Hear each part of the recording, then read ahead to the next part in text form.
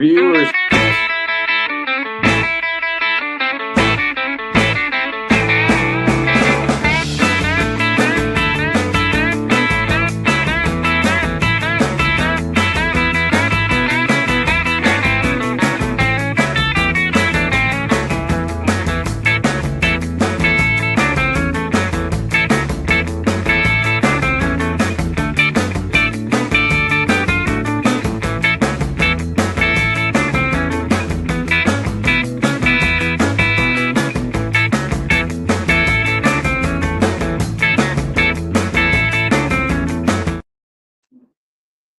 We're here. Hello there, everybody. Welcome to a Sunday night edition of Talking Iowa Hawkeye Sports. We are live on a Sunday night, and we got a jam-packed show. Hopefully, you guys will get involved. You can click on the link that's in the right here in front of me, or you can click the link that's in the comment section to come on live and talk to us. Kyle will be with us shortly. We're not sure when he'll be on, but he is going to come on tonight. I just want to remind you guys that we did reach 800, unless we lost a couple of viewers. I forgot to look. But we did reach 800 this week. Yay.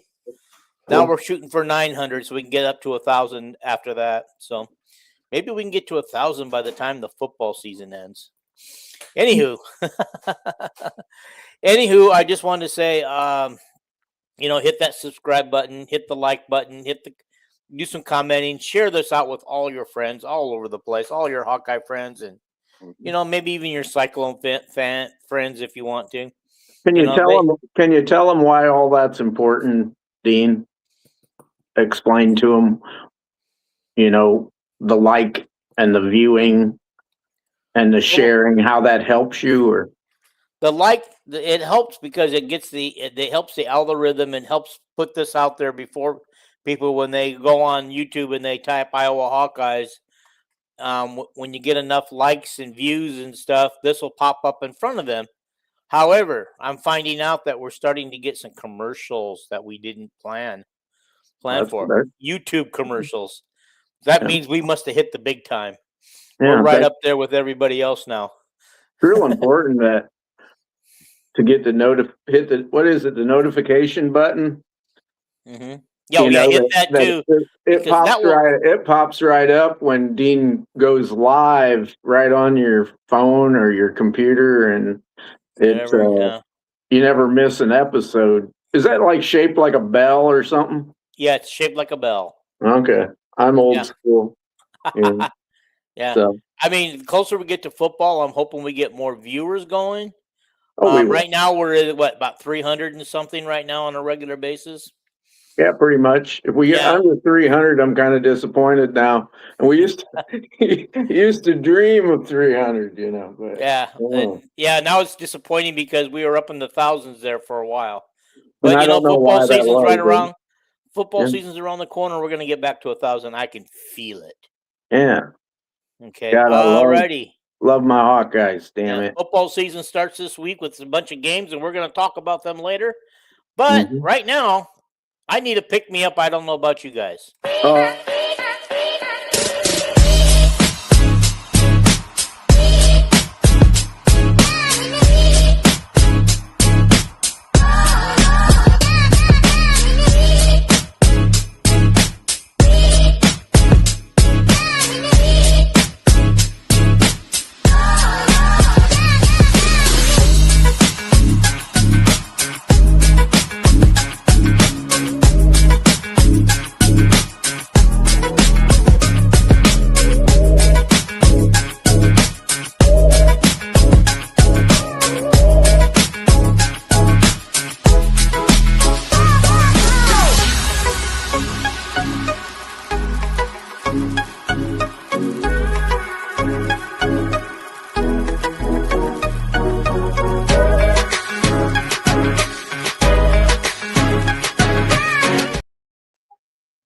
I do want to say that we are part of the Villains Network, and so every show on the Villains Network will run that commercial once or twice during their show, depending on how long their show is.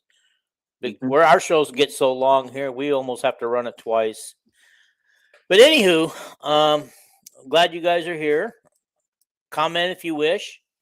Hit the like. Hit the. I'm sorry. The link in the right in front of me and in the comment section to come on live with us. You do not have to show your face if you don't wish. That's perfectly fine. You know, you can come on and just talk live. We're going to have a discussion, and you don't have to keep typing out your responses all the time. Mm-hmm. Alrighty. I do want to, before we start the Hawkeye portion of this show, I do want to say that I don't know how many people are aware that in Bakersfield at a high school football game Friday night, we had a shooting and somebody died. A young 17-year-old kid died, and I just want to say it's just affecting the entire city of Bakersfield. Mm-hmm. Everybody is just upset about it, and I just want to say how sad it is that the kids can't even go to a high school football game without getting shot and killed. There was video. I have seen the video myself, but now I can't find it, so it must have got taken down, of the shooter actually shooting the person. It started out as a scuffle, and the shooter got pushed backwards. He pulled out a gun and fired it straight into the chest of the person that he was scuffling with. And so that's the reason why the cameras happened to be running, because people were taking video of the scuffles like they always do. The high school kids always take these videos. Anyway, I'm sure it got taken down. I'm sure the police confiscated that video, have it for evidence. I'm sure the parents of the young man don't want it up either. Yeah. I'm pretty sure. But yeah, that just affects everybody. Think about it. It affects their families, both sides, affects their grandparents, it affects their friends, it affects the kids that go to these high school, and it affects the football team. I have no idea whether the football game got finished or not, or if they canceled the rest of it. I have no idea. Or if it was already over. It could have been already over. For all we know. But I seen, after you told me that, I seen the next day there was another shooting and death at I don't know if it was a Tennessee or Texas high school football game too. So there was one in Los Angeles at the same time. Yeah, this one was either Texas or Tennessee or Tennessee. Yeah, somebody with a T. Okay. Yeah, I don't remember, but it's awful. But our hearts go out to these guys. My prayers went out to them. My church has been praying for them all day long, and so anyway, we're gonna move on now. Now I'm sorry about kind of got morbid things out of our way, but let's talk about some of you guys are Beth Goetz fans. Some of you are not. But she did get a contract extension, and to 2031, I believe. Did she get a raise with that, Calvin? Because you know more about it than I do. She doubled her salary about. That's right. She's getting $1 million now instead of under $1 million. She was getting 700 and some thousand, and now she's getting I don't know if it's 3.9, 1.4, something like that. But at 2032. One of my bold predictions came true already, Dean. What, that she'd get extended? Yeah, when we did our bold predictions, did you pick 2032 or just that she'd get an extension? No, I just said she will get an extension, and then I said that Kirk Ferentz will also get an extension. Well, he hasn't yet. No, but he will. I mean, I'm pretty sure Kirk's going to coach a lot longer than people think. But anyway, but I don't understand why anybody, you started it out by saying some people don't like her. And I'm like, why would anybody not like this girl? You know, there are people who don't like her. And you can, because without mentioning names, you can think of one right now. I know you can.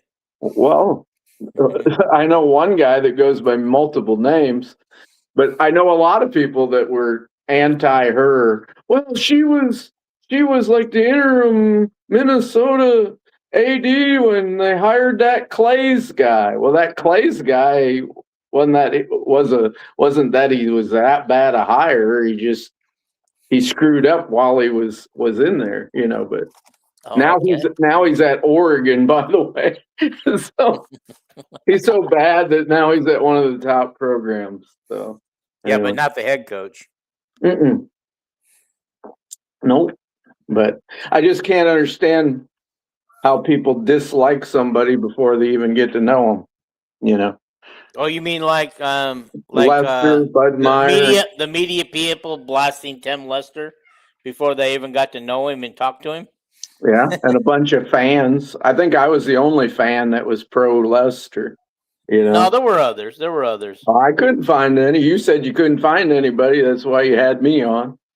So you said, "Can you come on?" And I go, "I don't know. I don't really want to." And you're the only person I can find that is positive about this hire. I didn't remember that part of it. I didn't remember. Well, I did. But okay. Anyway, you probably stated it right at the beginning of it. I found one guy, but anyway, but I just can't understand, what has Beth ever done that you wouldn't like her? I don't know, but anyway. Well, she probably got a lot more respect after she fired Brian and then eventually McCaffrey.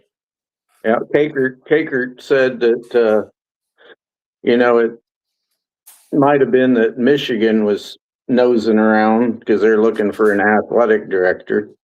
That they gave her this extension, but I don't know if that was part of it or not. Yeah. Okay. Alrighty. So let me do this before we get into any more football talk, because we really haven't done any football talk yet. Let's do, while we're waiting for Kyle to show up, let's do the women's basketball non-conference games that we know about, because I think there's only like 8 here. Okay. They start out November. I meant to post this as a picture up here so people can read it. November 2nd versus Towson in Towson in Iowa City. And then November 5th is Eastern Illinois in Iowa City. November 8th, UConn, either at Storrs or Hartford. November 12th versus UNI. That's going to be a game I'm going to circle on my calendar. I want to see Callie rip up the Hawkeyes. Alrighty.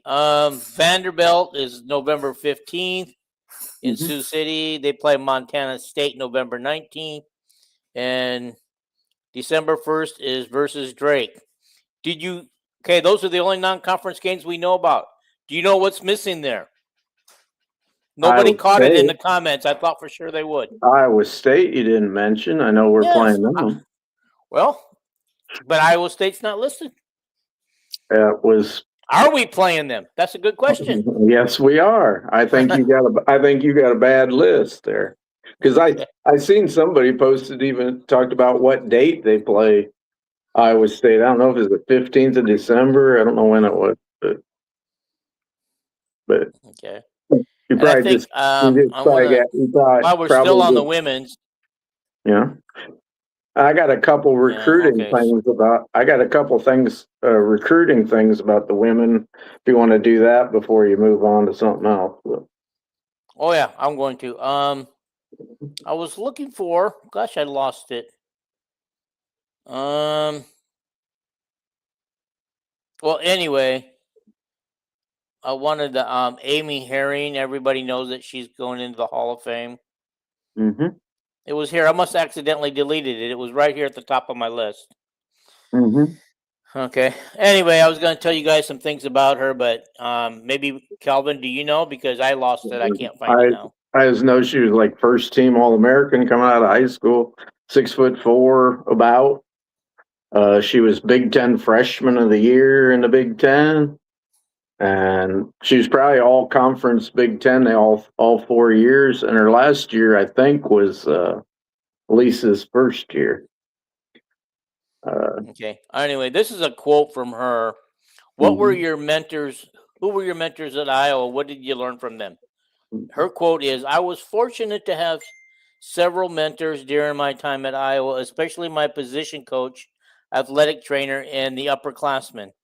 My position coach challenged me to become a better athlete and taught me how to look at the game differently. And my athletic trainers unwavering support to help me navigate both the physical and mental demands of being a student athlete. Lastly, the upperclassmen took me under their wings and guided me through a transition from high school to college. Why wouldn't she name the coaches? Well, she probably didn't want to leave any of them out. She probably just wanted to mention all. I think she was from Dubuque Senior High School, if I remember right. Well, if you read the comment, you can't see the comment, can you? Now her daughter's one of the top recruits. And I don't know if it's 2029, 2020, 2030, whatever it is. So go ahead. Hopefully she'll give Iowa a shot. Okay. Bob Hoffman says, I'm from Dubuque and very proud that she's from my hometown. Yep. You said that after Bob posted it. Well, I can't read that, but I know a lot about Amy Herrig and her family up there in famous, is Herrig and Associates. They're into investing for individuals, making your Roth IRA and your IRA and your 401k grow for you. So yeah. Okay. Alrighty. Next on the list, Kelvin, talk about your recruiting tidbits that you wanted to talk about. Oh, all I wanted to say was the new recruiting ratings after these summer camps that just finished up, all these all-star games and Nike camp and Adidas camp and all them. Manyau's sister fell from 23rd in the country to 73rd. She didn't have a very good summer. And then the great big girl named Hartwell, or whatever her name is, from South Carolina, the 6'5" center, she dropped from like 43rd to 90 something. Wow. I guess we better cross them off our list. We're only going for the top, I don't top mean girls. To cross them off. I don't mean to cross them off that list. Maybe they fit right in with Jan, Mm-hmm. You don't know, Monica Zazana was nowhere in any rating. Yeah, but she was made by Caitlin. Well, she was made by Jan Jensen, Mm-hmm. So taught her never to dribble, catch the ball, and put it in the hoop. And we're going to work on your shooting, So that was the only tidbit that them two girls had really dropped. Okay. In the ratings. I bet they'd take that South Carolina center anyway, because they need a third post in case of fouls and stuff like that. I'm really worried about the team this year getting in foul trouble, especially them two bigs, Then you have nothing. Well, okay, going over to men's basketball, it looks like McCollum kept his promise. Looks like we've got 5 or 6 Division I power teams on our schedule. Let's start with November 3rd with Liscum. November 6th is Eastern Illinois. November 10th is Virginia Tech in Sioux City. November 15th is Creighton in Des Moines. November 20th is at Xavier, and then next year Xavier comes back. November 24th is UMBC. Is that University of Maryland at something? Baltimore County, probably. Okay, alrighty. If it's BC, if it's MC, it's University of Missouri at whatever it's called down there. We played that before. Yeah, it's BC. Okay. November 28th is Prairie View A&M, and then we don't play again until the 10th of December. We got a big gap in there. Iowa State, Western Illinois on December 13th. December 17th is Bethune Cookman. Cookman? Yeah. Okay, December 21st is the Alabama game that was a very poorly kept secret in Des Moines. And then we play South Dakota on December 29th. Now, you guys know that before the 29th of December, there'll be 2 Big Ten games in there. Yep. We don't know which those are yet, because I do not think, other than who we play twice in home and home, I do not think they released the order which we play in those games in yet. No. Cool. Okay. Kyle, come on, Kyle. Where are you at, buddy?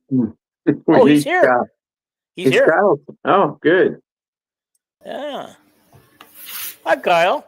Hey, guys. Fancy meeting you here. Yeah. we were killing time. Oh, sorry about that. I had to take my daughter back to her mom, so I had to do parent duties. Yeah. So we didn't want to go. We didn't want to go on with any of our football stuff without you. So okay. Right. I thank you guys for waiting. I appreciate that. Yep. Yeah. Okay. Marty Moose has his tickets in Des Moines for both Creighton and Alabama. Yay! Awesome. Yell loud for the Hawkeyes. I would go if I was there. Okay. All right. I was just thinking of Kyle when I saw something on Facebook yesterday. I didn't do it. It made me think of Kyle. And it also, because, Kyle, as everybody knows, got married earlier this summer. Sure did. Okay. And, but our own Taylor Hink, who likes to come on here and leave comments, is getting married Saturday. Well, congrats, Tink. Yeah, if you're on here, Hink, congratulations. Yeah. Enjoy it. Yep. He posted a bunch of nice pictures of look like their engagement photos or their pre-wedding photos, something like that. I don't know what they do nowadays. I know they do engagement photos, and then we did engagement photos. So yeah. But I think my daughter did photos like a week. She did her engagement, but I also think she did her about a week or two before the wedding. They did more pictures down in I can't remember which beach they went to on the coast. But anyway, it doesn't really matter at this point. Okay. All righty. So we got that kind of stuff out of the way. Let's see. Where do we want to go from here?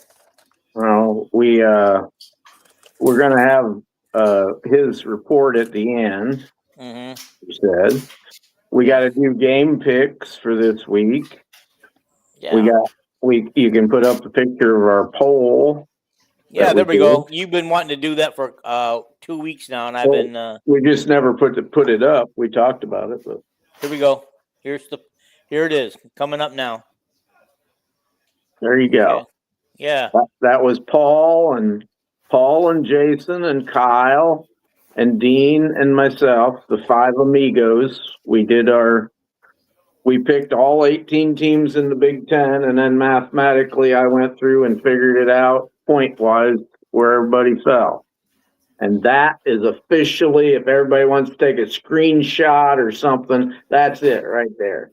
So that way you can't say we're lying about where we picked it. So anyway. And we'll see how we did at the end of the season, how actually close it looks. It was funny how all five of us, they weren't the same, but how similar they were, going down through there. So anyway. Okay. All righty. Well, let's go ahead and pick the games that are starting this week, because even though this is called week 0, I think it should be called week 1, because, this is technically the first week of the season.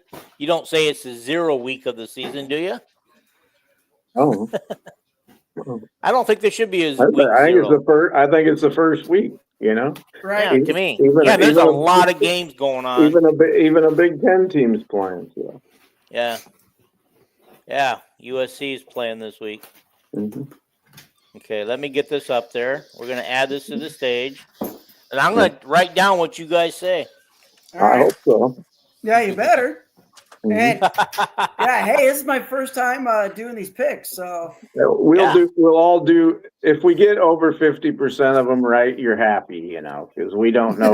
We're not experts. I'm sure Dean will do better than me and you do, but I'll try. I'll do my best. Kelvin, you did pretty good last year. I don't remember. I don't either. Okay. Yeah. So we're going to first go with Jacksonville State at North Dakota State. Kelvin, Kyle, since you haven't done this before, Yeah. take your first pick. North Dakota State. Yeah.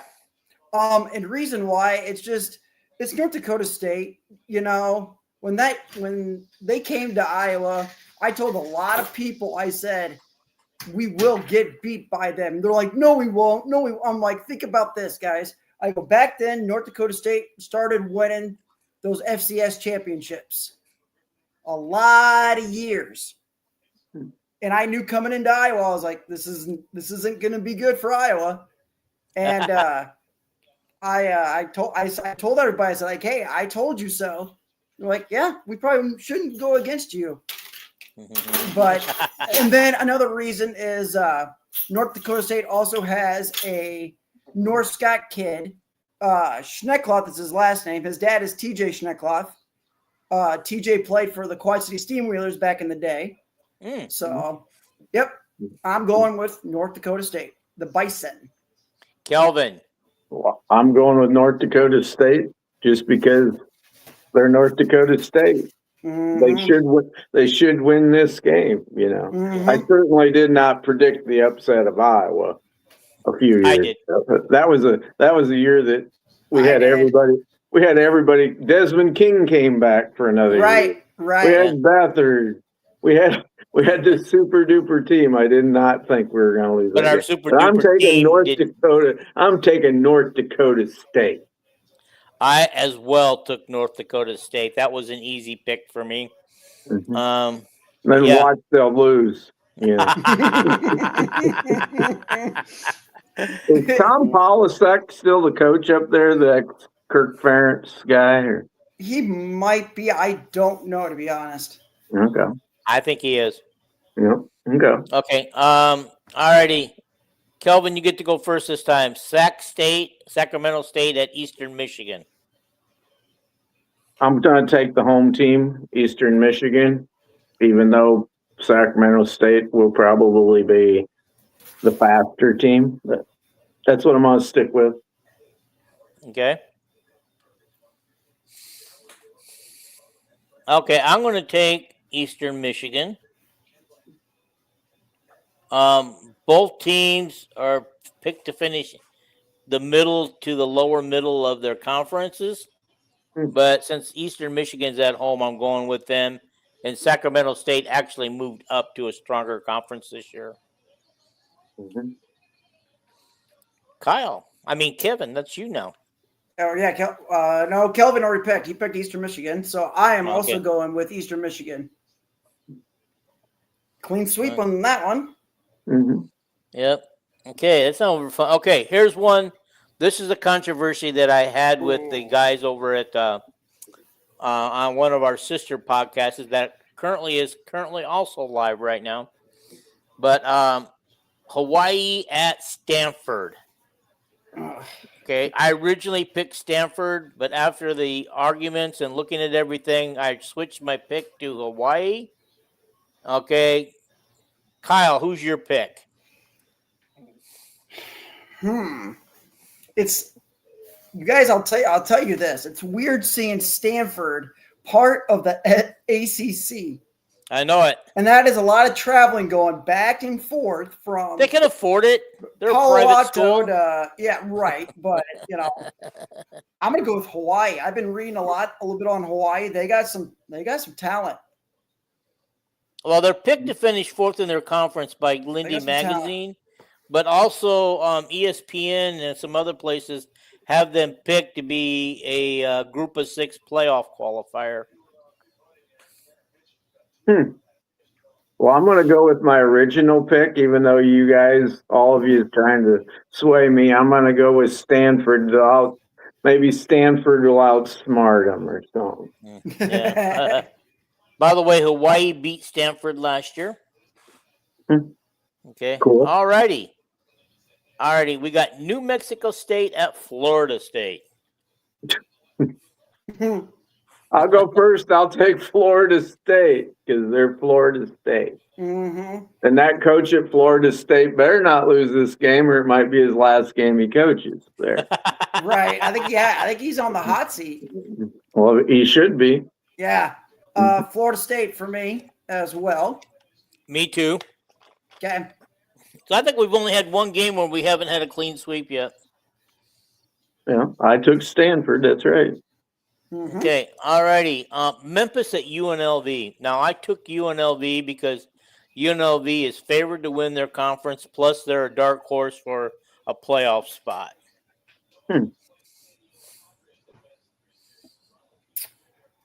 What do you think, Kyle? Memphis going all the way to Vegas. And UNLV also plays their games at Allegiant Stadium, which is where, Calvin and I's Kansas City Chiefs hate, which is the Raiders, with a burning passion. I'm going to go the road team. I'm going Memphis. Yeah, I figured that's the way you were headed. Memphis. Yeah. Okay. I really don't know who to pick because both teams have periodically been good. Memphis is usually, I'd say Memphis is usually the stronger, program. But I have a sneaking suspicion I better take the home team. I'll just stick with the home team, UNLV. Okay. All righty. Here's a little tougher game. North Carolina at TCU. Kyle, go first. TCU. Okay. I think it's just, TCU's kind of, they're always there in the Big 12. They're always either on the top tier, one of the top tiers or middle tier of the Big 12.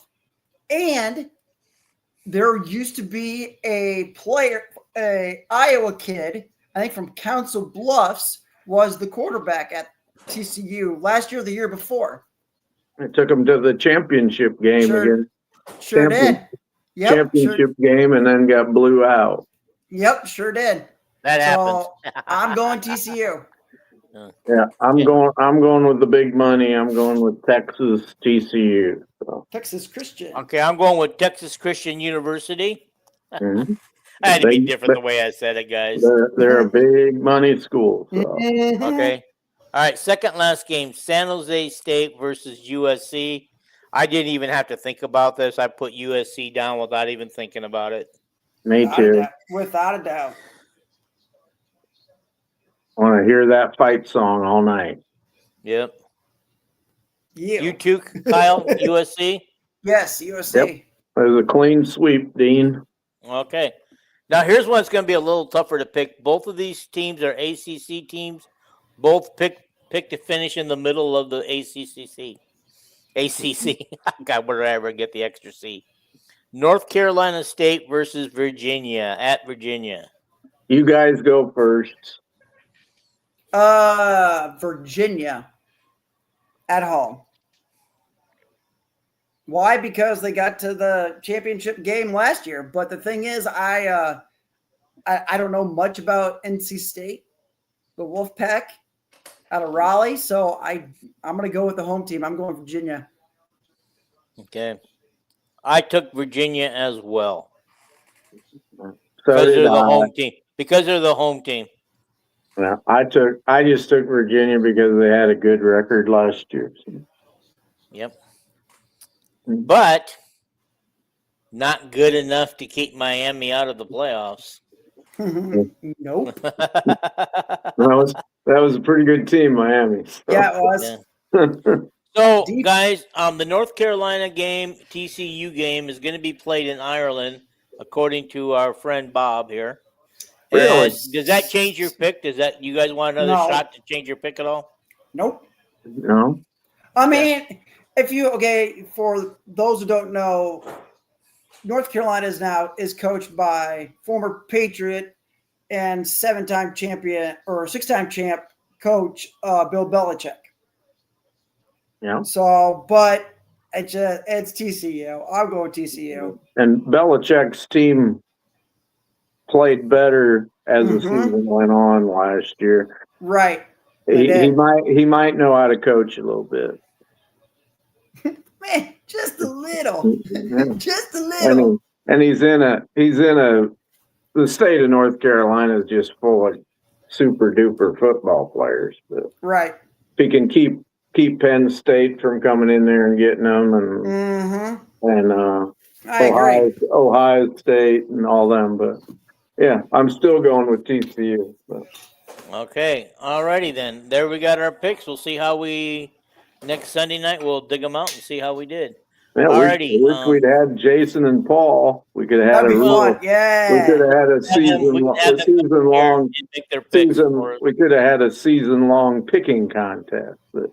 I like these. We use that. We do that every year. But you got to pick every week and be on the show every week. If not, I'll send you my picks. Okay, I know them guys. They got to know the best ability to have is availability. Mm-hmm.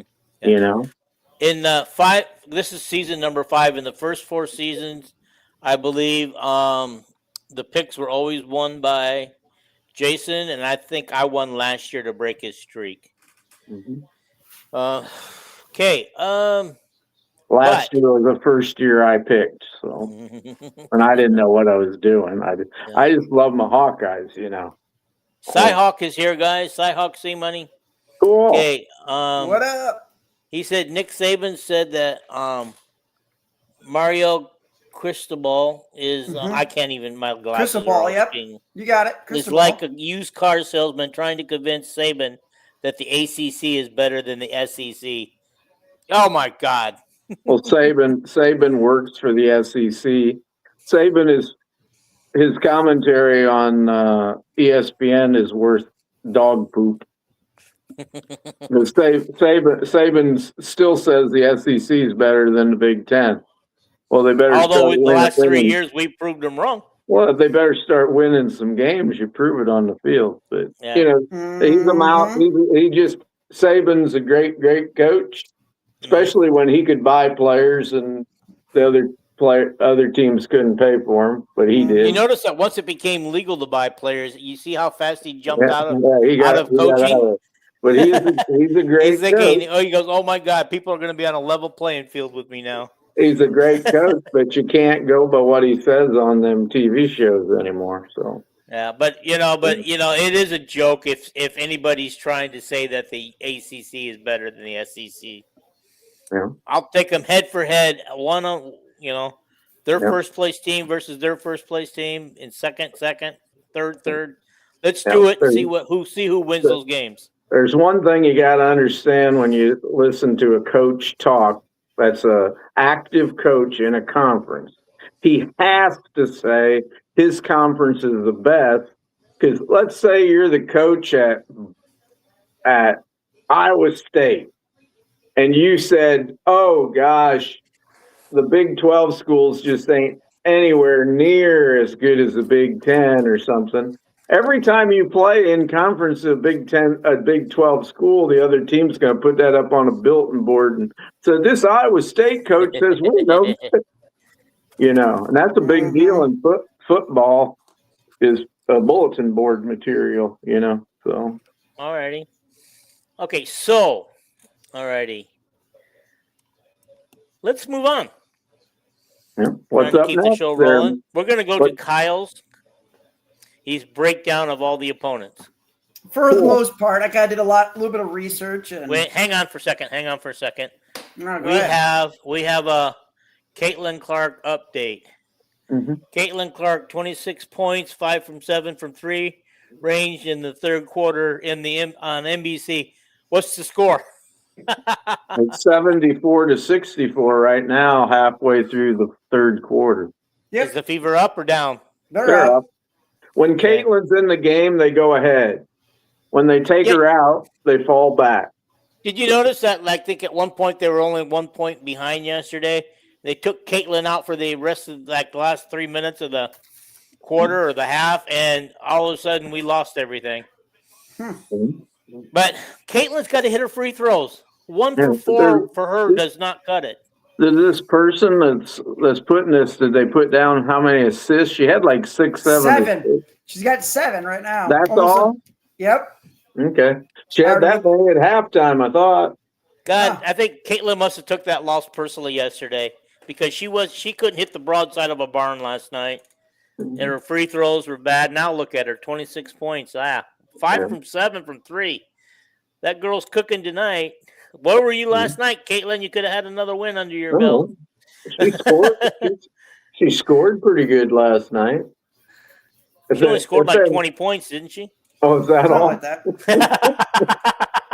No, is that all? Is that all? Yeah, but Boston didn't do she didn't. She had a bad game. Well, all 3 of them had over 20 points. Them 3 last night. Caitlin just missed free throws at the end, didn't she? I did not watch it Last night. She missed the last 2 free throws of the game. But yeah, she was 1 for 2, and so then she missed both of the next ones. I said she ain't gonna miss these 2. She's already missed her quota for the night. And she misses that one. Well, she'll get the next one. No, she didn't. Before I do my prediction of each game, I do want to shout out to the Davenport Little League for their 6-0 shutout today, going 2-0 and playing on Wednesday to go to the U.S. Championship. So they still haven't even got to the actual World Series yet. No, they're in the World Series right now. They're at the World Series right now. They are. So if they win on Wednesday, if they win the U.S., then they take on somebody like Taiwan or Japan or something. So the thing is, it's a double elimination, and Davenport has not lost. Knock on wood. But they have to play on Wednesday. If they win Wednesday, they go to the U.S. Championship, and that will be played Saturday. I can't believe how this is dragging on. Because they were being criticized last week for cheating. No, it's not them. That's Tulsa, Oklahoma. Tulsa, Oklahoma. Yeah, boys they said girls. Iowa. I thought they said Iowa. No. I talked about it on our podcast. It was Tulsa. Tulsa cheated in the softball tournament and the Little League baseball tournament. So also, what did they do to cheat? Sign stealing? Used old players. I think Dean was their catcher. Mm-hmm.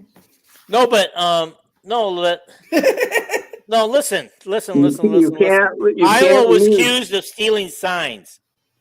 Well, so okay, but then that's illegal in baseball. You're not supposed to steal signs. Apparently, you can't steal signs in football either. You can steal signs with your eyes. But you cannot steal signs using electronical, like videotape and all that. Yep. If you're a smart guy in the dugout, some old coach, and you notice their hand signals, well, they're gonna steal base. That's not illegal. That's just using your head. Okay. All right. Skyhawk says Caitlin Clark is playing some defense nowadays. Bob Hoffman said that the whole Fever team couldn't make free throws. That's for sure. They were like 50% for the night. C-Money. Oh, shoot. Here we go again. I'm having a problem. I'm going to have to get a new birdie. But the thing is... logo bomb for Seahawks. Caitlin just made a logo bomb. The Davenport Little League, 2 combined pitchers have had 30 strikeouts and given up 1 hit. No. I'm glad that pitcher they used today could throw a strike. Sometimes he cannot. Right. Big kid named Johnson, and boy, sometimes he can't throw a strike, But. What time do they play on Wednesday? Might be in the afternoon. Like I think it was 2 Eastern, maybe 3 Eastern. Oh man. More importantly, the Big Ten Network's doing their Iowa report tomorrow at 5 o'clock Iowa time. I just recorded because Kylie has her open house for tomorrow. So yeah, I ended up recording all of them. I did not realize that. All right, here are my picks this year, going game by game. I'll try to be pretty quick, so my booty can get to going to bed. There you go. Starting it off, September 5th against Northern Illinois. the only loss in this whole series, and Iowa's 9-1, was on August 13th, 2013. We lost 30-27. We last played them in 2018. Iowa won 33-7. I'm predicting Iowa will win this game, and they are favored by 31.5 points. Woo! That's a lot. Way to go out on a limb, kid. And I'm a stat guy. I mean, what do I know? I mean, Go ahead. Oh, here. Go ahead. all right. Cake, I'm going to interrupt you because we got a comment now. on the Little League World Series from Cy Hawk. He says, I saw a reel on social media that said Iowa Little League pitcher may be the best player in the world at World one day. I will gonna say I second that, but right now they got a two-headed monster going and only giving up one hit, and everybody now thinks that since California is out, it's either going to be they're thinking Iowa's going to be the favorite, or there's a team from Ohio, or the team from Tacoma, Washington. There's three really, and that Nevada team's pretty good too. Okay, so that's the four. That's the four U.S. teams left. I think so, or something like that. They got it. There's a couple of elimination games. I do want to say I saw a billboard yesterday, and this caught my eye, but I was using my phone for DoorDash, so I couldn't get a picture of it. That this guy named Brogan Witcher, that's the guy. Yeah, from Bakersfield, was voted the National Player of the Year as a sophomore. That's insane. Yeah, he's a pitcher. He's a combo pitcher catcher. So my second game, of course, it's Iowa State. Mm-hmm. All-time record, Iowa leads 47-26. They are 25-10 at home against Iowa State. Can I ask you a question? Yes. Okay, never mind. Keep going. The last home win versus Iowa State was 2018, won by Iowa 13-3. Mm-hmm. Okay, wait a minute. He said the last win at home by Iowa was 2018. 2018. But you're taking that forfeit loss into account. We won that game, but it wasn't at home, was it? I don't think so. I think it was at home. I think it was away. The COVID year we didn't play them. Yeah, we didn't play them. Yeah. And then it was 2022's game we lost at home because of the referees. That was the game where they called Cooper DeJean for like a personal foul. Yeah, that was bogus. I was at that game. Mm-hmm. That was bogus. But we also lost to them in 2024 by way of forfeit. Not forfeit, I mean... no, they beat us. That game. They beat us by a kicker by Kyle Camaraderie, or that kicker. Well, yeah, but the game that they took the win off Kirk's win, that was at Iowa State. That was at Iowa State. And that game, Iowa State did not get the win. They just took the win off Iowa's record. Yeah. But anyway, of course, I'm picking the Hawks. Go ahead, Kyle. I'm picking Iowa over Iowa State, and Iowa's favored 11.5. Mm-hmm. September 19th, home against UNI. All-time record against UNI is 7-0. We last played them was September 15th, 2018. 38-14 were the Hawks. First meeting was in 95. We beat them 34-13. The closest game was in 2019, 17-16. And I believe in that game, didn't Iowa block 2 field goals for UNI to go to head? But can I tell you something? It wasn't 2019 because I was living in California, and I remember listening to that game on the radio while I was smoking brisket. Oh, sorry. Closest game was 2015. 2015 was it, or I think that's it. Yeah. What is what I'm 2014, 2015, somewhere in there. It was the year we had the great team, like 2008 or 2009. Because Claiborne was one of them guys that was in on blocking it, I think. Yeah, something like that. Yeah. I could be But wrong. the closest game was 2019 when we beat them 17-16. Yeah. Okay. So that's the closest game. Really? Of course, I am picking Iowa. I did not know that game was that close. I thought it was By one. Okay. At 2019, we had Nate Stanley then, and it was that close. Okay. Yeah, but the game that was closer was the two block field goals. I thought was it 2-point difference or something? I know, but this was a 1-point game. This is the 1-point game, so that's the closest game. All right. I just did not realize that we had a game that close with me either. I didn't either. Yeah. All right. September 26th at Michigan. Michigan leads 43-14 in the all-time meetings against Iowa. The last 5 meetings that were in Ann Arbor, Iowa is 1-4. The last win by Iowa was 2010. We beat them 38-28. Cool. So was 2010? Yes. The 2010. Okay. Yeah. Yep. The last Iowa 2008 was the Sean Green year. Yep. 2009, that was Ricky Stanzi. And then 2010, Stanzi was still the quarterback. And we had the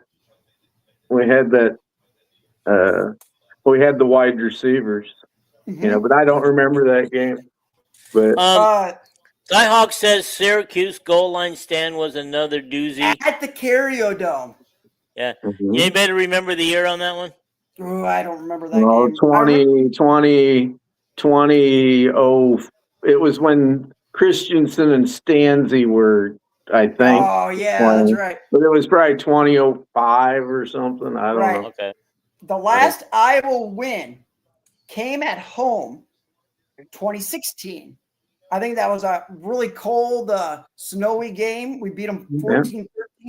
Yeah, Harbaugh, they were undefeated, and we had just got our butts whooped at Penn State. Saquon Barkley ran all over us, and it was the Akron Wadley game. So. Yeah. Well, you know what really disappointed me is we went through a period of time where we dominated Penn State and Michigan both, beating them all the time, and all of a sudden they flipped the script back to the way it used to be. Right. But the thing is, Michigan flipped it back by cheating. Yeah. Well, they did, Yeah. So, I am picking the Hawks to beat Michigan in Ann Arbor. National championship, here we come.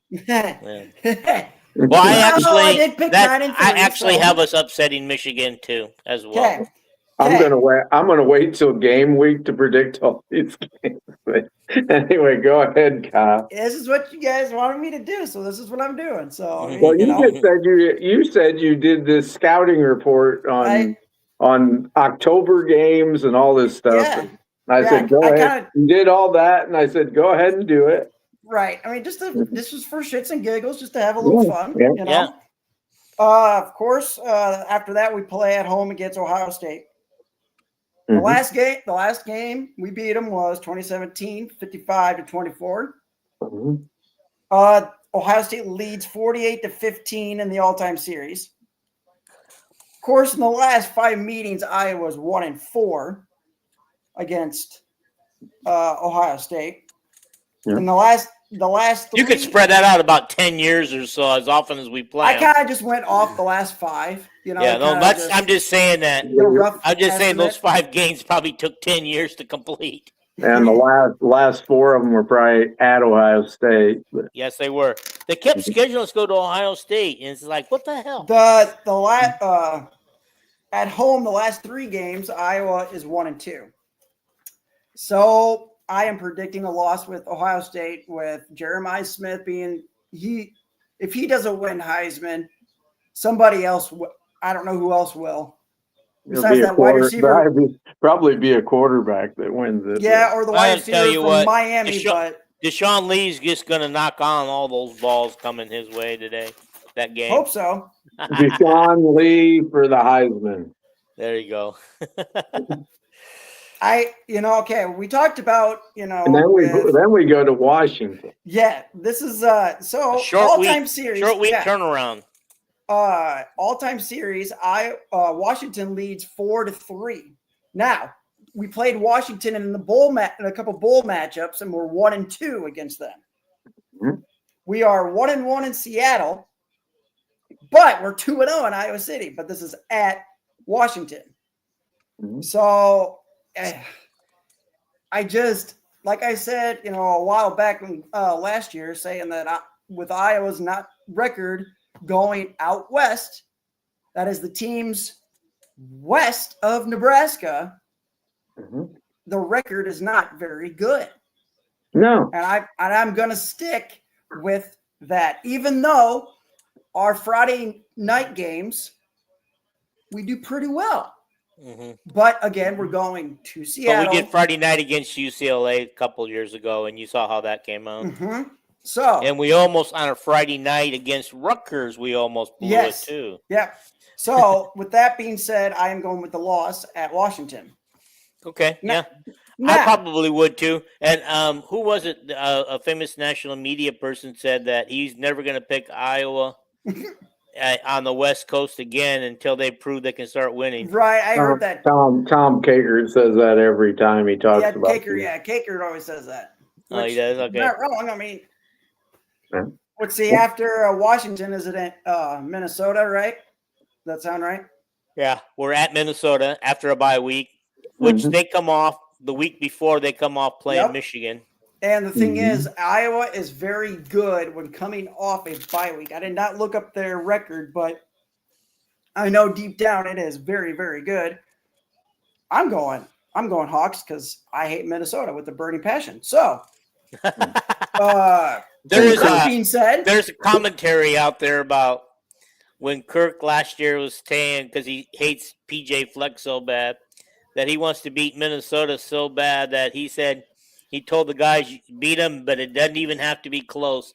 And what kind of a commentary is that? Is that because Kirk's teams typically are close after a two score lead, they pull the ball back and start running the ball and go 1, 2, 3, punt, 1, 2, 3, punt.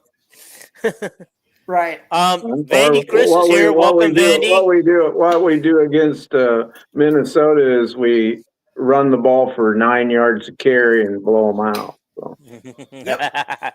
Exactly. Okay. All right. Wait a minute. Okay. Vandy says, I won't pick Iowa on the West Coast. I didn't pick them either. I'm a true fan. Okay. All right. Wisconsin. Mm-hmm. After that, Wisconsin holds a one game lead. This is another stat. The Heartland Trophy Series, we are tied at 10. Yeah. 10 apiece. They won't be ahead of us by one game after this year. So. Right. We're 2-1 in Madison. But we're also 2-0 last 3 games in Iowa City. In the last 5 meetings against Wisconsin, Iowa's 4-1. I am sorry, but I'm gonna go Hawks win on this one. So okay, let me read up on some of these comments real quick. All right, Cyhawk says, ask Kelvin, KF will never lose to PJ Fleck. Another Cyhawk one says, I never pick Iowa on the West Coast with Hayden Fry either. I did. I don't know that Iowa's. I don't know how many decades it's been since we've won on the West Coast on a home field. You know, we've won a few bowl games. But. Vandy Chris says I have Iowa at 7-5. Check your list, Kelvin. Don't I have them at also 7-5? Yeah, you changed yours to 7-5, even though Kirk has not had a season that bad for like 13 years. So I'll tell you until they come out and prove it to me. I don't like either quarterback. Well, they prove it. Kirk proves it every year. He's averaging. Well, I know. He's averaged 9.2 wins a season for 10 years. And they won. And their last 10-win game season was it with the worst quarterback in Division I football history. Yeah, we won 11 that year, but the referees took the punt return away from us. Yeah. So. Yeah. Okay. Vandy Chris says, my friend Dean told me he wants more controversy on the show. Let's go. Well, I'm just the new guy. What do I know? I mean, we don't live on controversy. We just live in reality. So, yeah, guys. I should mention so he doesn't sit go there listen quietly. To listen to Corey Breda. So, yeah. We got Terry here. How you doing? Terrible Terry. Hey, I never said that. Dean did. What's that? Terrible Terry. That's not very nice to say. That's what he calls himself. Oh, okay. Well, I'm not going to call him that. That's just mean. I'm not that mean. It's a term of endearment. There's a history with the name. Yeah, he's just like the towels in Pittsburgh. Oh, yeah, I mean, I get that. Guys, I got to tell you guys, Terry had a couple of shows today. He did an interview with the South Dakota State head coach, and I got to tell you, that's one of the best interviews I've seen for a long time. Good job, They're going to be good. And then he also had his regular show. What's it? Your new show called with Vandy? Sports Empire. Yeah, Sports Empire.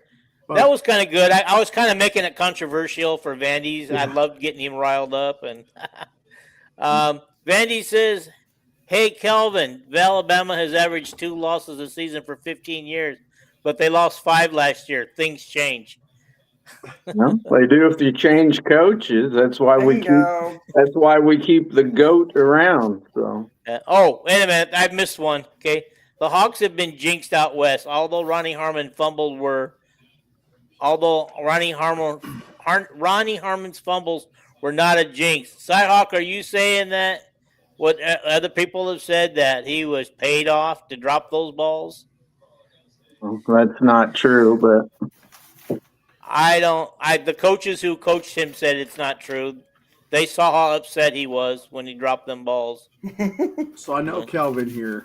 Now the guy next to Kelvin, I've seen him many times, but I think you're the one I always call Kelvin the Killer Jr. Is that correct?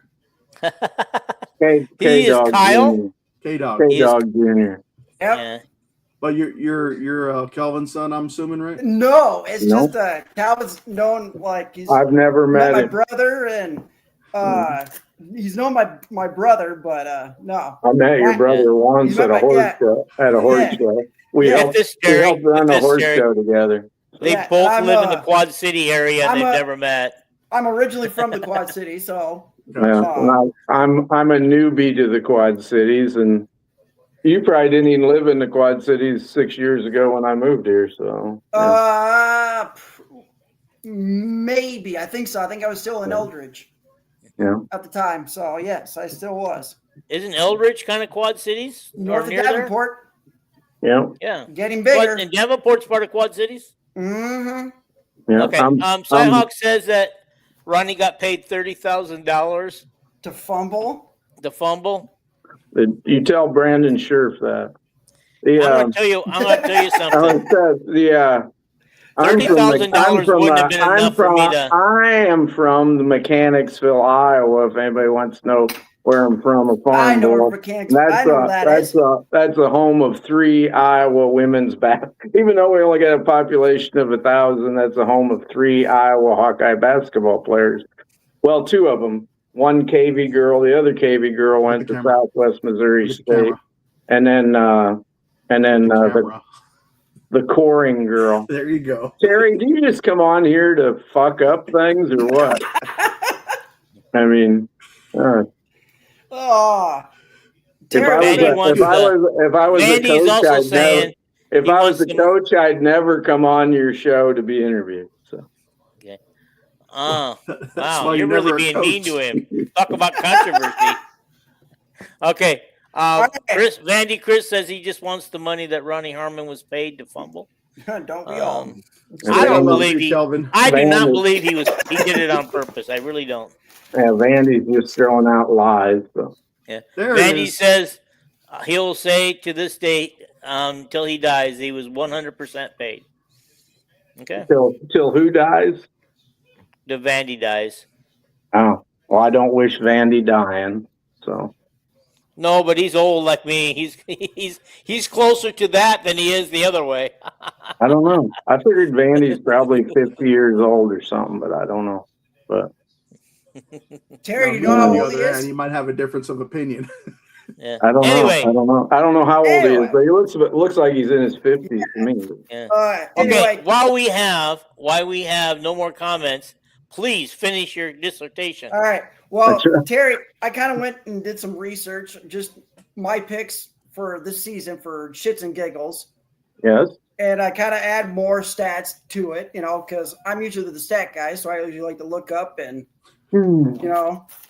hopefully I'm right. But yeah, this is just for fun. So, What game we on, Kyle? well, I'm picking us to beat Wisconsin. Yeah. Okay. So at Northwestern. Now, I looked up, and at Old Ryan Field, regardless of any team that goes in there and plays Northwestern, this is old, not the new one, University of Northwestern, or Northwestern University, is under 500 all time. Yeah, don't surprise me. Right. So in the season series, Iowa leads 56-28. And we've won the last 4. The last 5 meetings were 4-1. The last win at Evanston, not in Chicago, was 2021. We beat them 17-12. Cool. So, and at Ryan Field, Iowa's 20-13. With that being said, I'm predicting Iowa to win at Northwestern. There's the other game. So it would be Purdue. That's I call them Purdue. So, but the season series, Purdue leads 50-41. Yeah. Yes, Iowa's won 2 straight. The last time we played Purdue, we beat them 20-14 and 23.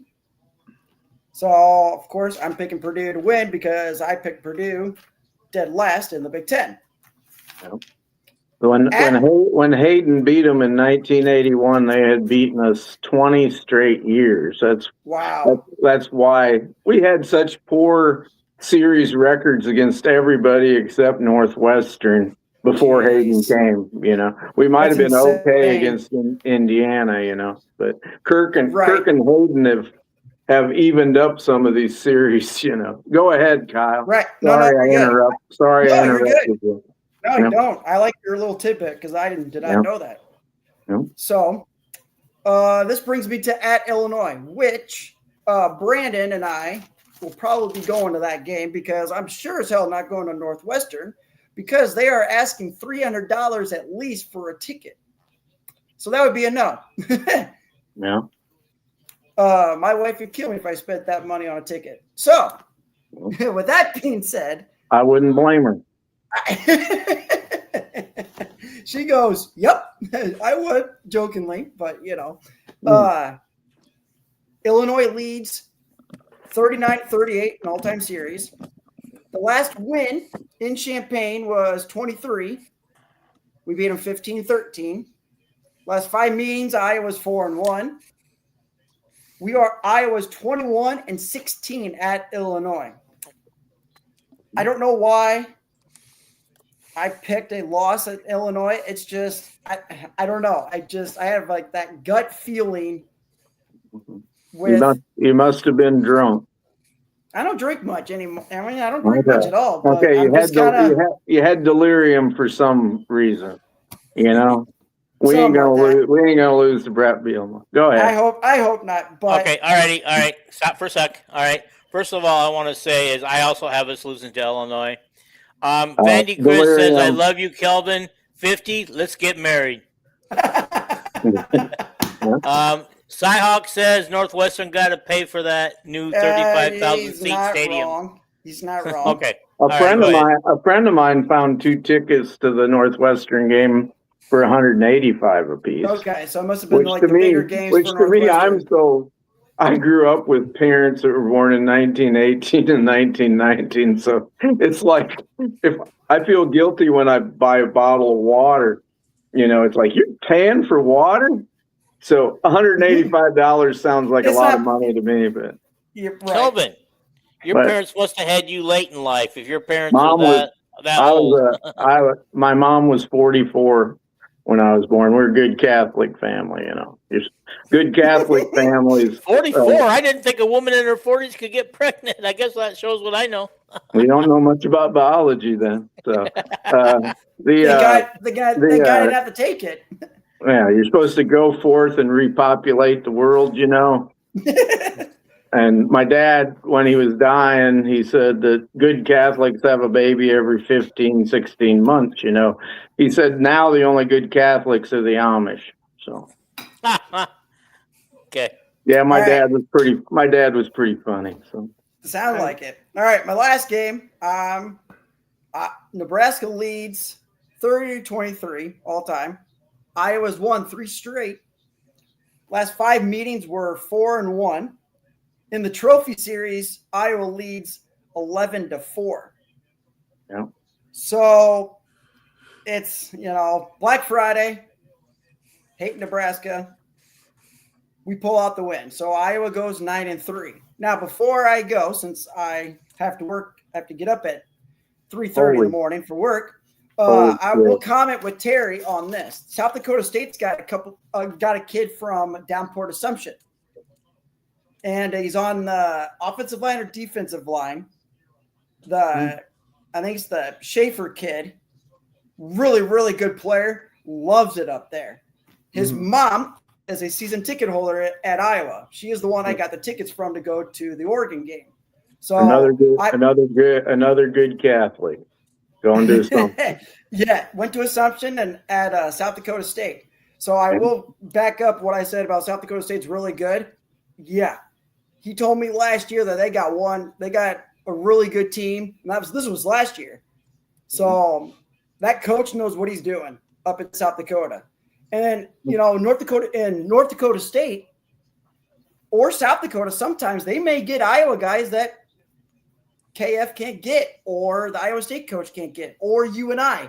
Or they decide, okay, let's go to Iowa Western and then head north to the Dakotas and win. So trust me, they know how to win. So I will back. Real quick, I want to put my input. I just looked at the schedule real quick. I won't go game by game, but I'll take a page out of Kelvin's book here. So I'm looking at the schedule, and I got the Hawkeyes going 8-4, possibly 9-3, and that was your Kelvin moment. That was my Kelvin moment. Wow, Terry does that pretty well. I'm impressed. Yeah, I got him. I am too. I got it. If you're an Iowa fan, your floor is 8 wins. Because that's what Iowa does every year. It got them 3 real tough games. Be favored in the rest of them. I got them going 10-2. I think they're going to steal one, but anyway. Okay, alrighty. Terry, where are you originally from? So before I moved here to Texas, I was born and raised throughout Southern California, actually not far from where Dean currently lives. Oh, I'm sorry to hear that. Hey, you know what? I will just kidding. The high desert. What's the name of the town that you said not far from where I currently live? What was the name of the town? Victorville. Oh, okay. Yeah. What's the population of that town? 100,000 plus. That's not bad. And here's the thing, though. There's like 5 surrounding desert regions all in one big area, and each one of those towns has about 100,000 each. So we're talking 500,000 people within a certain area of the California high desert. Yeah. I actually went through Victorville back in November on my way to a men's retreat camp at Forest. I don't want to say this wrong. Forest Rock or something it's called. I mean, see, the best part about that part, I mean, of course, everything's expensive over there, but you didn't have none of the smog because the smog never made it up over the mountains. So it's like snowy mountains, and then you had the lower region, sometimes the lower desert like Palm Springs, where people that kind of look like Kelvin go to live their final days, but that's besides the point. But the best part, seeing if you'd have grew up on our farm with my dad, your final days would have been about the time you were born. Yeah. He took one look at you and knocked. You would know. You would have looked at me and you thought I was a good Catholic baby. Oh man! What made you move it? We got a comment to read, Dean. Yes, we got a couple of them. We'll start with Cyhawk. Caitlin's up to 34 points, 9 assists, 3 rebounds, 7-11 from 3-point range, 12-22 from the field. Vandy, he's got his losses here for Iowa. Let's see what he's got. Losses will be to Michigan, Ohio State, Washington, Northwestern, and Nebraska. I have Nebraska being Captain Chaos in the Big Ten with the new addition of their I'm sorry, I was misreading that. With Big Ten with the addition of Aiden Childs at QB, Kelly OC, Neuheisel, and QB coach. I got a funny story about him whenever go ahead. You're done with the comments. No, go ahead. I got a few more comments to read, then we can do your stories. Okay. Right. Carroll High and Kemper are both ranked. Are both number one, and South Dakota State coach says that he's coming into Iowa and taking kids from both schools away from Iowa. Well, the only kids that the Dakota schools take away from Iowa are guys that that we're going to walk on. They've never got a guy that Iowa offered a scholarship to. That's the truth. That's the truth. They offered a scholarship to Riley Moss, and we signed him as a walk-on. Yeah. That's not what they're laughing at. We're not laughing at. I wish you could see the comments. Oh no, I can see the comment. I got it. What's the comment? What's the comment? Vandy said that the head thing that he's doing reminded him of Stevie Wonder. That's pretty good. All righty. Anyway, let me continue reading these. Never play Stevie Wonder in a golf match for money, especially if it's at night.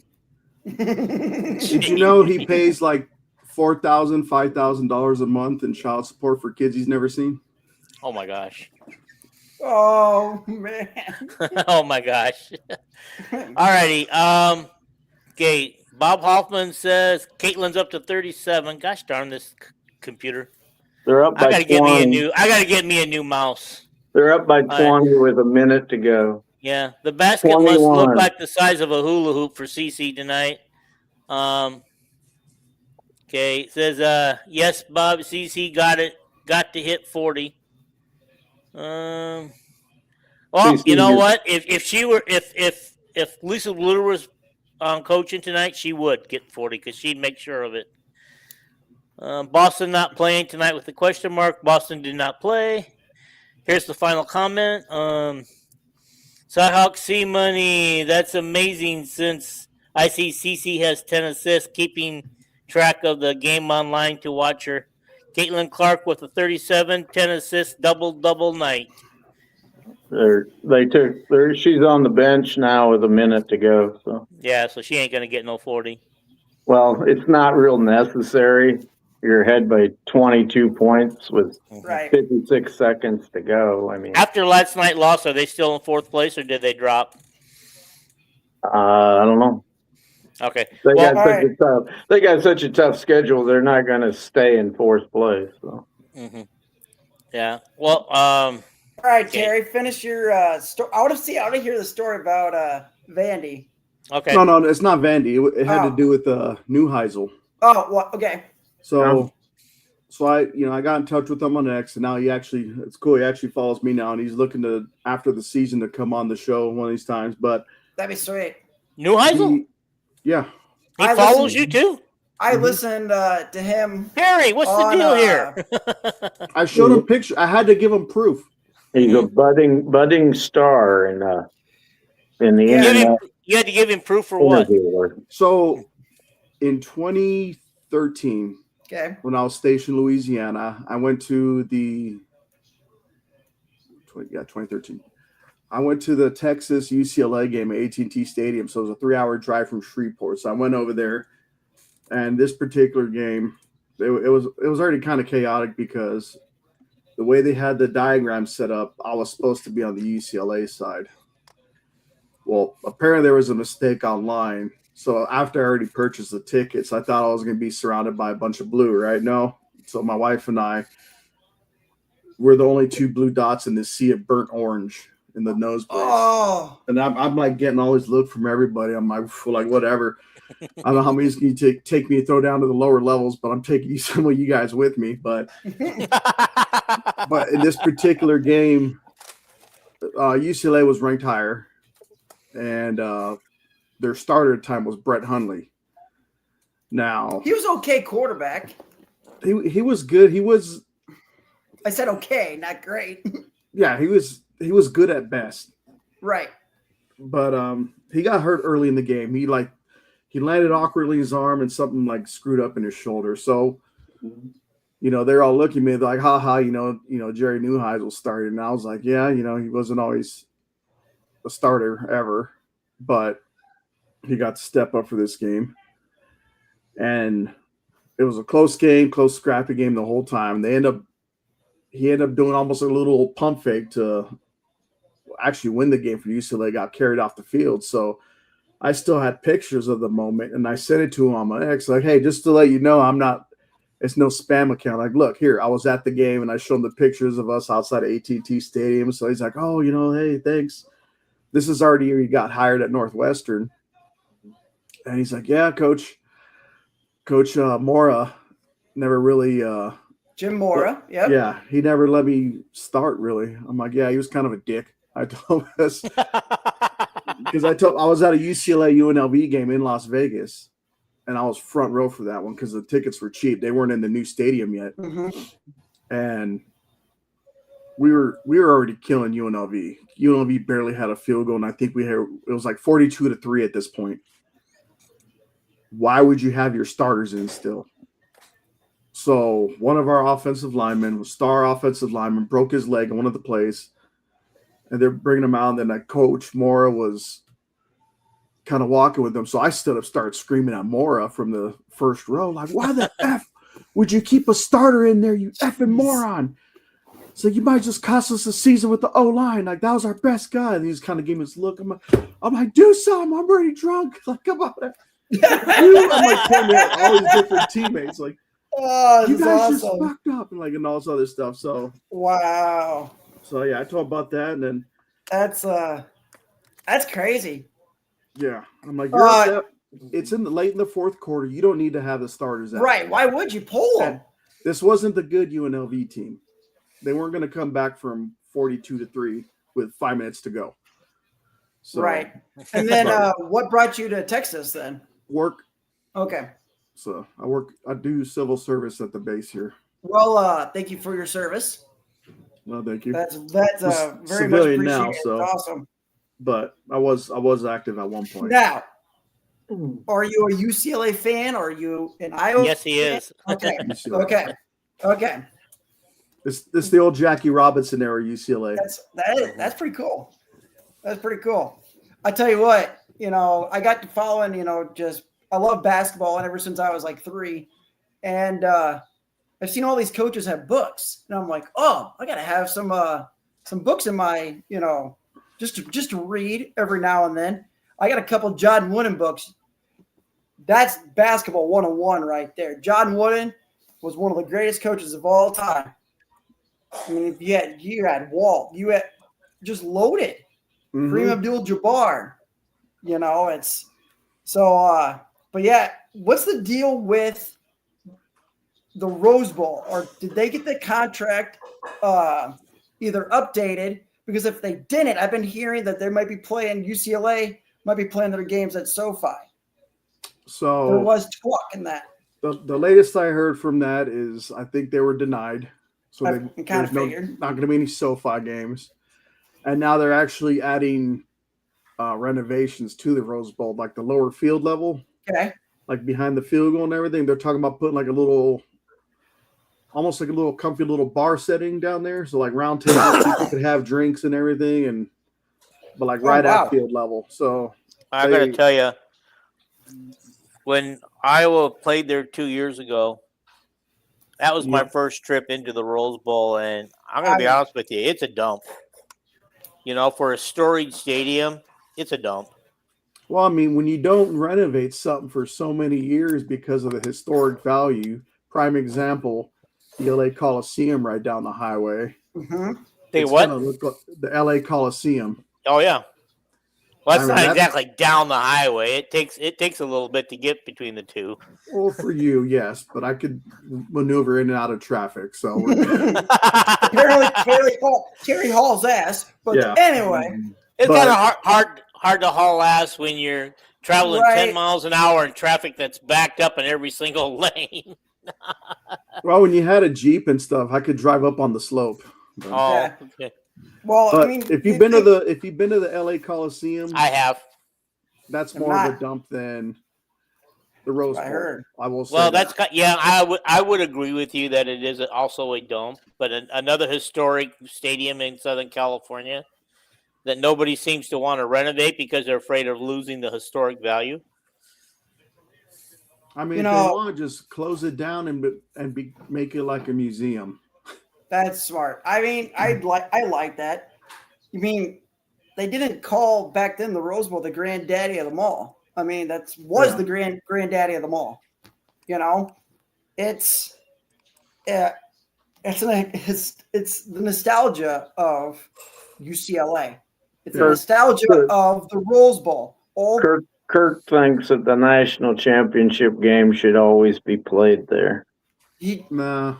Even though we sucked at the Rose Bowl. For the most part, you're not going to have a home team there, you know, and it's going to be good weather for the most part. Okay. I want to kick. Vandy's got some controversial statements I would like to read. I asked him to bring me some controversy, and he didn't disappoint tonight. He didn't disappoint tonight.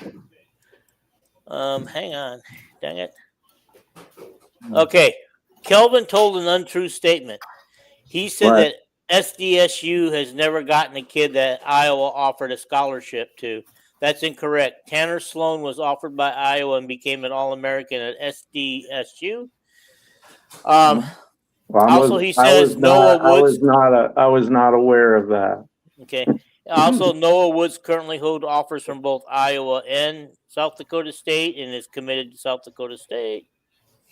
Noah Woods does not have a scholarship offer. He's probably walking on. He was offered to walk on. Yeah, I just said that's not a scholarship offer. So. Okay. Also, it looks like I did not know this, but I don't know. Also, Gronowski was offered a walk-on spot at Iowa and chose to go to South Dakota State instead. Oh, that's pretty. What's that got to do with being offered a scholarship at Iowa and going to South Dakota State? Yeah. Well, first of all, Gronowski's not from the state of Iowa, so South Dakota State didn't swoop that in. But I don't even think Iowa offered him to walk on. So. Okay. All righty. Boy's back. Hey, boy. Two real good quarterbacks played out there. The other one's, the Miller kid from Solon, Iowa, but Iowa didn't offer either one of them guys, and both of them are in the Miami. We're in the Miami, training camp together. Okay. Both of them got cut. Now Gronowski's back, but I bet he gets cut after the way he played night or two ago. Okay. Boy's back. Fever. Thump. Chicago Fire. 103-90. Okay. Cool. Go Fever. Go Caitlin. We are caught on comments. Kyle's having so much fun tonight that he forgot that he wanted to go to bed. Yeah, it's all right. I want to kind of get to know Terry a little bit and definitely watch. Terry, definitely share your interview. I would like to listen to that. He does a really good job of interviewing people. Awesome. Okay. Do you have an X account or whatever? I do not do Twitter. That's just not my thing. I do have Facebook? Oh yeah. Look me up on Facebook, and then I could send you the YouTube link Perfect. You send the things to me. If you send them to our Talking Iowa Hawkeye Messenger, he's on that. But. Yeah. Well, first of all, Kelvin, you never wanted me there because you said I wasn't a good Catholic enough. Okay. Second of all, Dean will tell you that I don't have any control over who's on his Talking Iowa Hawkeye Sports messenger. So. Yeah, there are times when I bring somebody on and I don't tell Calvin until we do pregame. Some people leave it. Rick left it for a while, but I leave during the summer because I do some streaming for my local high school here where I live. So I do their basketball, baseball, and softball. So, and I really enjoy doing that. So I'm actually trying to do something I just came up with in my head about a couple weeks ago. I'm trying to do a 50 for 50. So what that means for me is I'm going to try to, for every state, interview the top high school football coach of the respected state. If I can't get a hold of him, I'm going to look for number 2, whatever, but I'm going to try to get all 50 states and one of their top high school coaches on the show. Mm-hmm. So if I ever get Iowa, Kelvin's going to have to watch because I'm going to be able to get a question in on my show. Well, I usually don't bother other people's podcasts. So. I would invite you one of these times. I would love to. I would love just to listen, just to see. I don't even. Or I give enough on here that I don't believe I have to go on some other podcasts or something. I like how he was saying that. I don't bother other people's podcasts, and he kind of gave me that long stare, like for 4 seconds. All right, Vandy has a question for you guys. Mm-hmm. Okay, question of the night: why are so many schools canceling their season in Iowa high school football due to low participation? Right there, low participation. Not enough players. Yeah, not enough players. I mean, that's got to be a safety concern. Got to be a safety concern. I wouldn't say that because in the state of Iowa, these players they have to test concussion they have to go through all the concussion tests. Like there's tests that each coach and player, I think, have to go through each season. Mm-hmm. It's pretty simple. But it's lack of participation means not enough players on the roster. There's a group of kids, young men growing up in Iowa that, they're not that interested in football probably too. Right. I mean, there's soccer and basketball are taking over. Well, there's something called sitting on your ass and playing PlayStation. And drinking Sprite. You didn't get up at 4:30 in the morning and help milk cows we did. I have done that as well. You went out for football, so you didn't have to work on the farm as much. I went out go do 2 a days. 2 a days was a lot easier. So I won't forget my sophomore year when the head coach and a bunch of my buddies who were on the football team tried to talk me into going out for football, and they just said they could use me, and I said, you just really want me to be on the line, and even then I don't think I would play. You just need me for practice. So I said no. Right. I said no. I'll tell you this, Terry. Watching 8-man football in the state of Iowa is very interesting. We had 7-on-7 in like this BFE part of Nevada, and it's like an hour or so outside of Las Vegas, a place called Creech. Mm-hmm. There isn't really a single house in town. It's either prefab homes or trailers, and the only reason we had to go there because there's a testing site there for bombing weaponry and all that stuff. So it was a 7-on-7 school. And then people were kind of looking at us funny because, 20, we probably made up half the crowd. We had a 20-person job site. We had to stay out there for 2 weeks. So I'm like, let's go to this game. Let's go to the 7-on-7 football game and bring a bunch of beer. So went there. There's like all those big concrete steps. That was the seats. There was no metal because you burn your ass in those seats. Oh, yeah. You're outside of Vegas. Hell yeah, you will. Yeah, but like in this one, it was fun because, well, first they were contemplating calling the cops on us because we were tailgating in the parking lot for a 7-on-7 high school football game. Like, we're making your school money here. I don't know if you know this. So you sure you want to get rid of the? Maybe you guys could use the money a little bit. And then they end up winning. Yeah. All right, let me read these next couple comments, boys. Cyhawk says the show has gotten so controversial since Vandy showed up. Now Vandy's got a comment. Yeah, is Vandy going to be good without Pavia, your boy Pavia? Okay, wait a minute now. Wait a minute. That's not what we're talking about. I know. Okay, so why can Davis County play 8-man football that is a 2A school, and how do they not have the numbers to support 8 men? I don't know. I'm not there. I mean, Davis County's kind of been low with numbers regardless. I mean, this is coming, the state of Iowa. It's the Mecca is Des Moines. So, I mean, then where I went, North Scott, they went from 4A to now they're 5A in girls sports. So the communities have been growing like crazy. Just it's insane with enrollment. But Eldridge is only growing because it's a suburb of the Quad Cities. Exactly. Right. Yep. It's like the small towns like where I grew up in. We had 2 towns together, called it Lincoln Community High School. When I went there, that's when the Coring girl played for Lincoln. She went and played basketball at Iowa. We had about 80 kids in a graduating class. Now we took in 2 more towns. We got 4 towns of 1,000 people about. It's called North Cedar. Yep. And we only have 49 kids graduating because there's no farm kids anymore. The farms just are. They did. Yep. Yeah.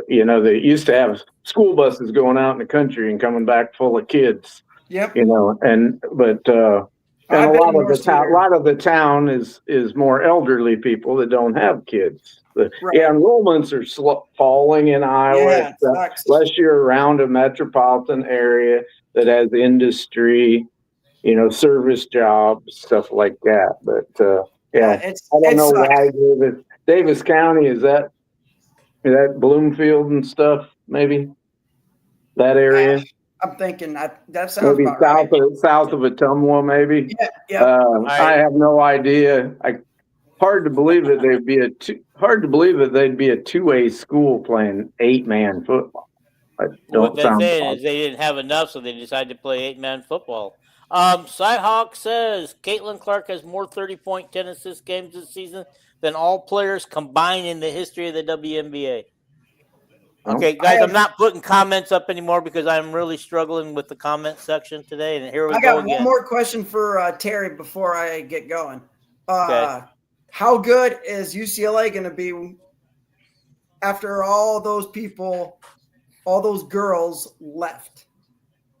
And women's basketball. Women's basketball, yeah. How good is women's basketball going to be for UCLA this year? I thought you were talking about football until you said all them girls left. Yeah, the women's basketball. And they're going to still be good. They'll be good, but I don't know. Be good? They're not going to be as good as they're not going to win a natty. I will say that. Will they be in the picture probably in a couple of years? Because obviously they're going to have to reload. Mm-hmm.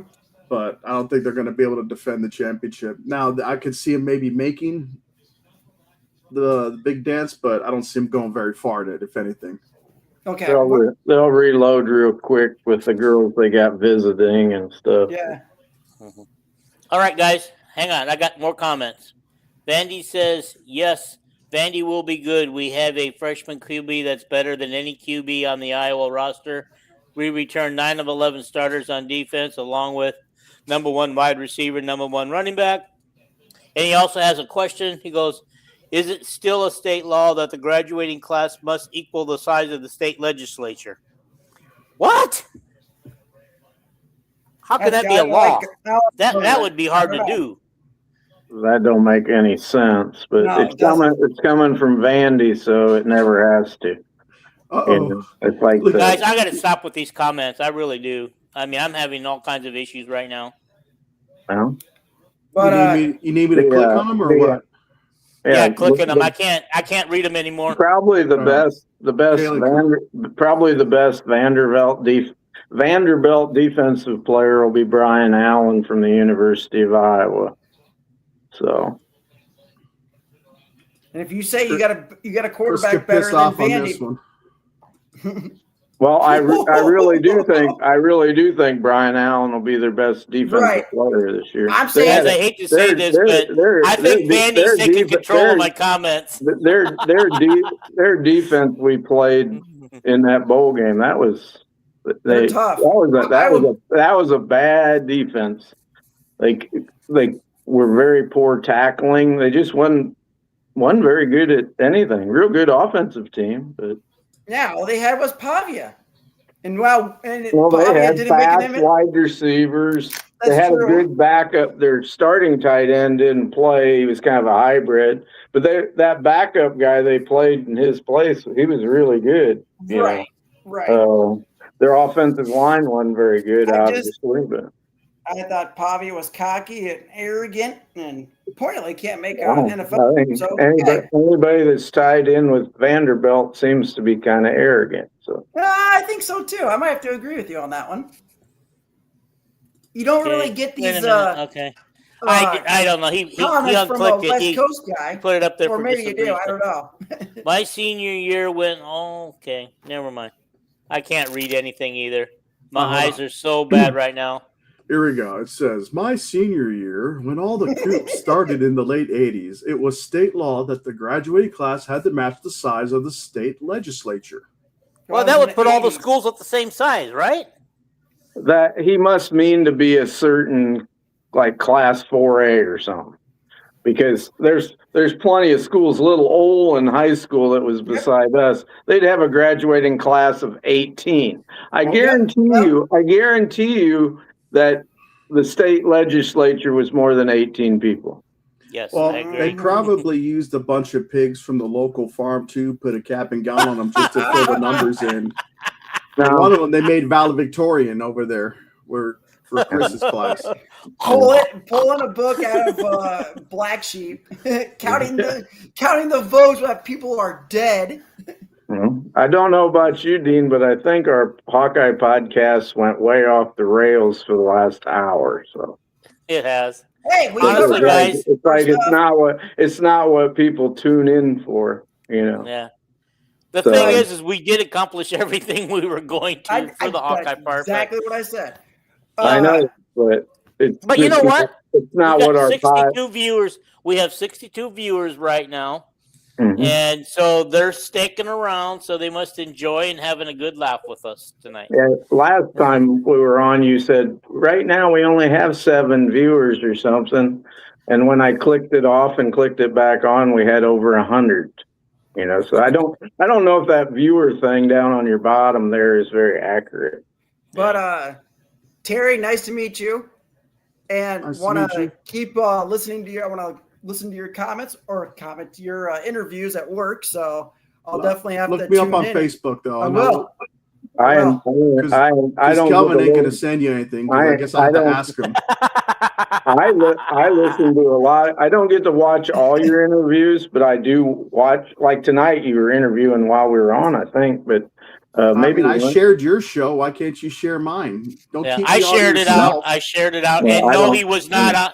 He was not on live with his show while we were on. He was on the show with Vandy while we were on. Well, just before earlier today, he sent me that interview with the football coach, and he does I'm just saying that he does a really good job. Yes, he does.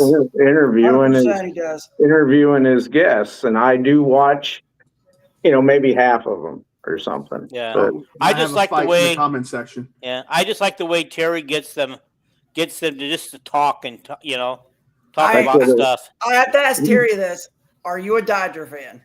Hell no. Thank God. Thank God. I'm a Diamondbacks fan. Diamondbacks? How? Yeah.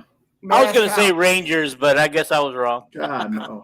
I'm pissed off that they beat us too. How'd you become a Diamondbacks fan? Well, before, like when it came to baseball, I only paid attention to certain players. Right. So it was Randy Johnson, you know, Mark right? Gray. Or Grace. It was Randy Johnson and Schilling. Kurt And Schilling. then later on, one of my favorite Puerto Rican players of all time, Roberto Alomar, joined the team. Great. Second baseman. Yeah. Yeah. Yep. Gold Glove winner. Oh yeah. Yeah, he's one of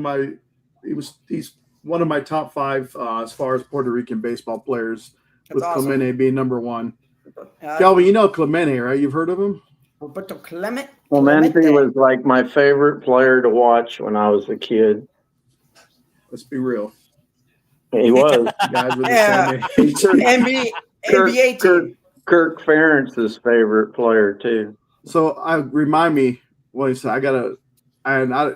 It doesn't go to show how this guy what he had when he took this picture, but there was this one photographer that had a picture with Roberto Clemente, Hank Aaron, and Willie Mays all together in one picture. I've seen that picture somewhere. Yeah. It was probably the starting out knew that he would have had at that time. It was probably the starting outfield for a National League All-Star game, probably. Yeah. Am I dating myself if I said that when I was a kid that Mickey Mantle was my favorite player? Yeah. But as an adult, Tim Salmon has become my all-time favorite player. Wow, still man, is today. I have not found another baseball player. Huh? Old angel. If you're right at 60 years old, about every kid in America, their 2 favorite baseball players were Mantle and Mays. So it's funny he says Tim Salmon because I'm about to little piece of memorabilia I have besides my Pete Rose autograph picture. Mm-hmm. Yeah. So there's a California pencil sketch artist by the name of Matt Woods, and he made this. This was from 1993, and this was the year that Tim Salmon and Mike Piazza won both the AL and NL Rookie of the Years. So he made made 500 of these sketchings. Oh, that's sweet. That's all pencil. How nice is that? That's all pencil. Yeah. Yeah. God, that looks so authentic and real from here. Yeah, you got to get that somewhat autographed if you got it, or hopefully you got it. That's freaking sweet. I'm afraid the marker would ruin everything. Yeah, it might. Yeah, that's true. Depending on what it is. That's all pencil. That's awesome. NBA team.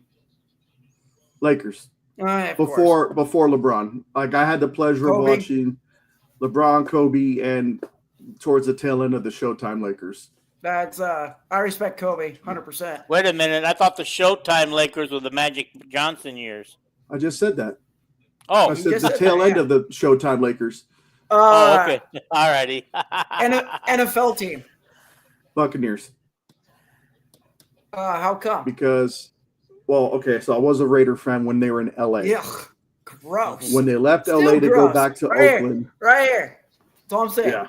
That's all I'm saying. When they left LA to go back to Oakland, I was always a Mike Allstott fan. So I've been with big old the fullback. Buccaneers since like 96. The year after the Raiders left LA. That's awesome. I just owned them. That's awesome. Hockey, I think it's self-explanatory in the background, just a little bit of sample of what I have. They struggled over the years. Who? The Kings. What do you mean struggle? They're making the playoffs. They just can't seem to get past Edmonton. Edmonton's always tough. Are you a Blues fan? No. I know this is so nostalgia. I mean, you're gonna say Chicago, aren't you? No, hell no. Detroit.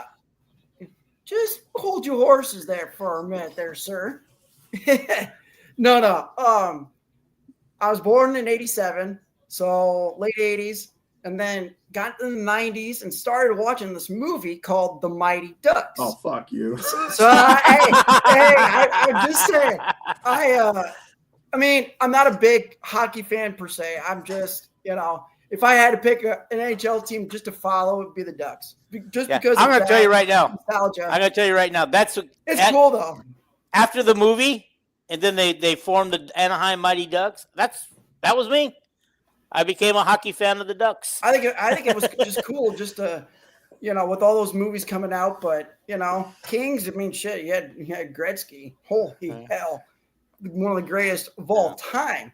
I'm guessing Disney owned the Ducks back in those days. Because they were called the Mighty Ducks. Now they're just called the Sucks. Yeah. Yeah, they got some younger guys now, so we'll see what they can do. But I mean, not having an NHL team from Iowa, it's like, holy crap, who do I go with? And I'm like, oh, screw it, I'll just say the Ducks. Who cares? All right, guys, but, this is a good spot. I want to end it. Yeah. Okay. If you don't mind. Get up in the morning. I'm good. Well, Terry, I would definitely listen to your stuff and follow you, and I'm on Calvin's Facebook as well, so go ahead and add, and you can give me crap, but I'm gonna dish it right back. So what's your name on there? Kyle, so Kyle, and then Reimers, Reimers. So I mean, I got a wedding photo, so I just got married not too long ago. So but you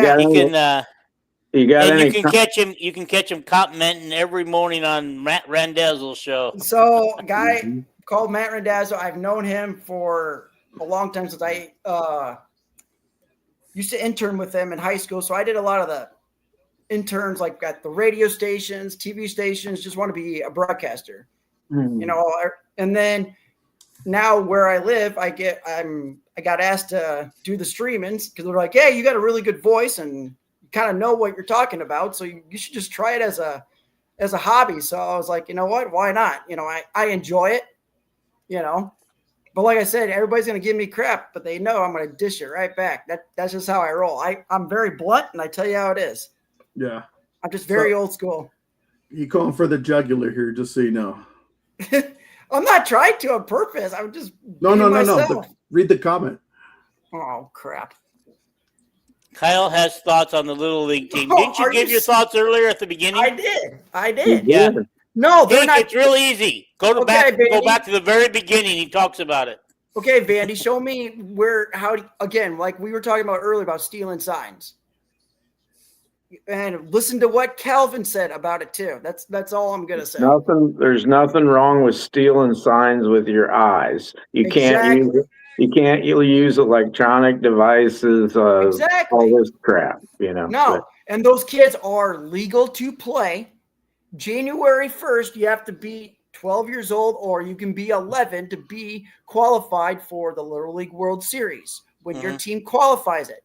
My brother was on a Eldridge team that went 0-3. Yes, they lost, but my brother was too old to be on that team.